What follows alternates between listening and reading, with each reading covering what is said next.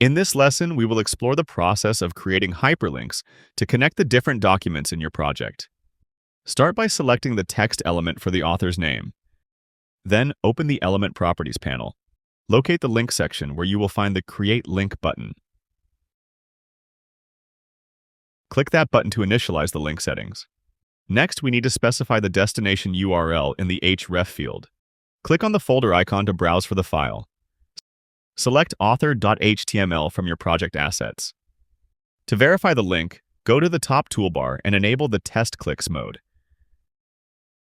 This feature allows you to interact with page elements just as a visitor would in a standard web browser. Click on the author link you just created. Pinegrow will follow the link and navigate you directly to the author page. Notice that while Test Clicks is active, the editor's selection tools are bypassed, so you cannot select components for editing. Remember to disable Test Clicks when you want to return to selecting and editing your elements.